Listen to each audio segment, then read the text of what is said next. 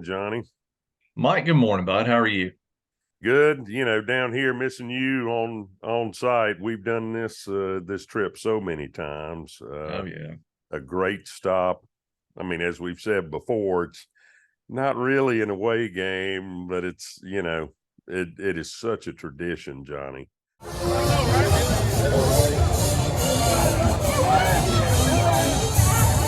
I do appreciate you guys being next man up for me. We were talking before we started recording this thing. I'm on that physically unable to perform list today with our superstar Brock Bowers. He and I both are going to sit this one out. But just like I'm confident that Georgia's got the depth and the team to overcome one player sitting this thing out, I perfectly confident that you and your team that you've assembled there in St. Mary's is headed to Jacksonville to pull this Dawg team through. I guess this would be what, 3 in a row and maybe 6 out of 7, I think, if we win today.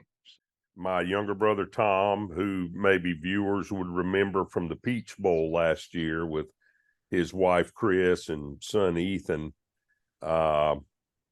he's going to the game in your stead today, and we are bringing young Ethan. And I thought about introducing him to that tradition, and something I hope we see today.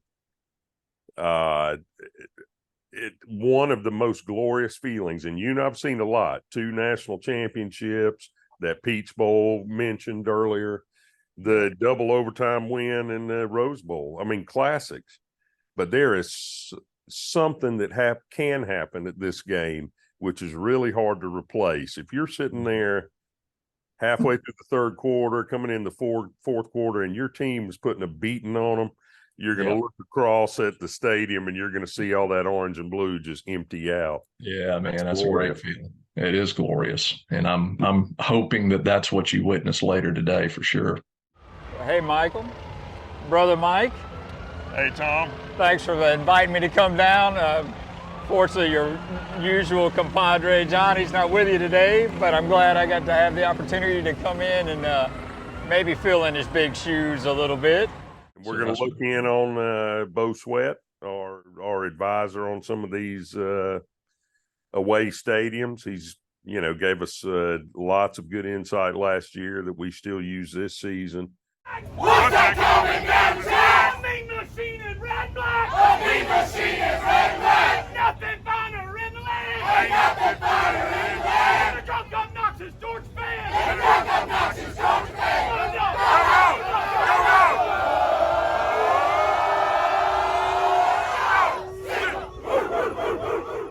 1933, with the exception of 2 home and home within our lifetimes, it's been played here in Jacksonville, and there's a lot of discussion now about will it continue. You got any thoughts you want to share on that, Johnny? Well, I've been a little back and forth, Mike. We love Kirby Smart at this point, and I certainly acquiesce a lot of times my own personal thoughts to what he believes is best for the team, because I support whatever he's about. But it seems like over the last couple of years there was kind of becoming a little bit of a wave wanting to move it to the campuses for recruiting reasons and other things. But now, with NIL and everything going on and all the money that it takes to fund these massive programs like UGA has created, I mean, they need that cash right now. So that's going to probably at least give it a greater chance to stay in Jacksonville, which would have been my preference anyway, Mike. I'm old school. You are too. I love that tradition. I was thinking last night, other than Oklahoma and Texas now in the Red River shootout, I mean, what other games are left at this point in the regular season in college football played like this, of the magnitude of a game like today, where that stadium will be split in half and it's just such a bowl game party atmosphere? I'd hate to see it ever go away, Mike. I really would. Excuse me. Children of the devil, enemies of God. This is how we're all born. A little bit of stress I'm feeling about this game. What about you? Me too. There's a lot of importance, and I think we got spoiled over the last couple of years, and everybody shows up to play Georgia. That's right. Everybody shows up to play the number 1, and they show up at their best.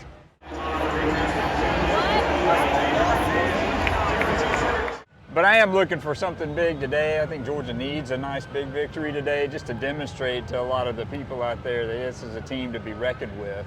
Yeah, You know, I agree. We ask people, we talk about memories and particular ones that, define certain games or Georgia football. And, I'll share one with you and see what you come back. I mean, so many of us of a certain age, like you and I are, we remember the 1980 season. The booth came apart. The stadium fell down. Now they do have to renovate this thing. They'll have to rebuild it now. This is incredible. You know, this game has always been called the world's greatest cocktail party. Do you know what is going to happen here tonight and up at St. Simon's and Jekyll Island and all those places where all those Dawg people have got these condominiums for 4 days? My parents would go to this game, but usually they wouldn't take me and Tom. They'd go with Uncle Hollis here or Uncle Eddie, and they would leave us in a place like Jekyll Island with Granny Holden to watch us or something.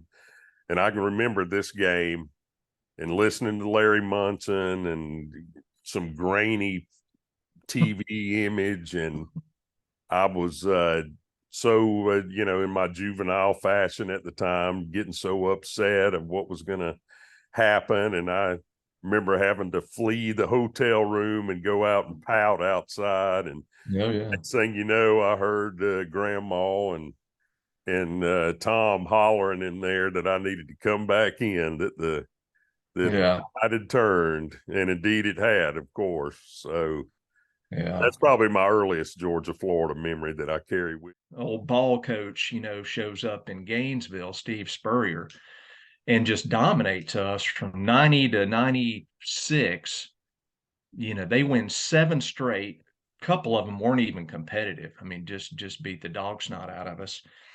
And in 97, I mean, we had a good team. We had some good athletes, but I mean, I'll be honest with you, I'm not sure I thought we were going to win. But I just remember watching it with friends. I remember exactly where I was, and just kind of as the game just kind of went along, the anticipation grew. And I mean, I remember that Robert Edwards tightrope, run down that sideline into the corner of the end zone. And felt like, oh man, we got this thing now. So that broke Mike a 7-year streak, and I'm trying to remember how big that felt to me. So that gives me a little bit of pause to maybe give the Volunteers just a little bit of grace. I can't imagine a 15-year drought to Florida. I can't even comprehend it. So you've got a career lifetime worth of developing leaders in the military, and certainly the college football structure is such that you might have a stack of 4 and 5 stars or Rangers or whatever you might have been dealing with, but every team, you got to build it from the ground up year after year. You got to start over and find those leaders, and it sure hadn't felt like we've got it all locked up yet. Yeah, and I think Kirby Smart has said it a couple times. Said this is a team, we'll see what this team's identity is, and I think you've seen it, but it doesn't jump out at you like maybe some of those previous teams. Here it comes.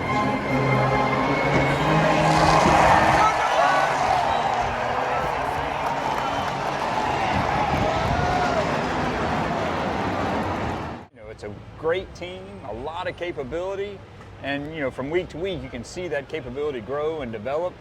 Like you said, every time you start that team and build that team, it's work, and this team's clearly putting the work in. But I think they got to demonstrate. I'm hoping to see them demonstrate that today.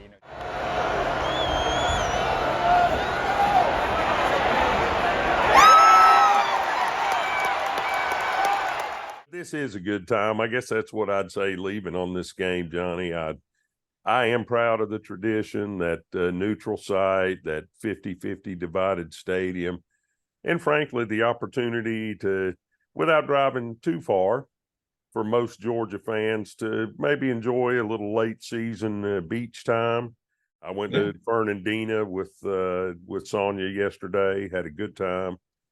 Some other Georgia fans there. Then you go see a singular game. It's another great event. I can't imagine too many Dawg fans who haven't made the pilgrimage, but if they hadn't, I highly recommend it. I'm sure you do too. Without a doubt, Mike. I mean, if you love college football, even if you're not a fan of the two schools, I mean, it would be like us. I mean, I'd go to the Red River Shootout just to be in the midst of something like that. It's just classic college football.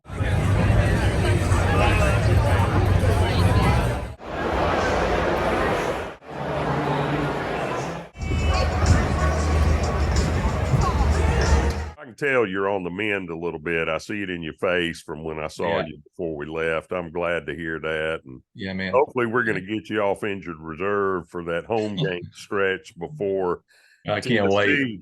Tennessee's going to be a tough one, Johnny. I'm looking forward to it, but we got to get past Florida today.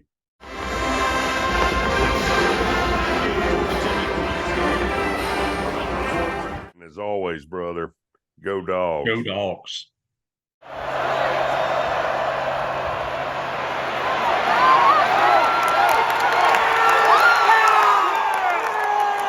What I hope we get to show your son, Ethan, who's here with us today, there's a singular. Say hey, Ethan. Hey, what's going on? When you're in here and you're beating the other team bad enough in the third quarter, fourth quarter, you start seeing the other half of the stadium empty out. And I hope that we get to show that to Ethan today.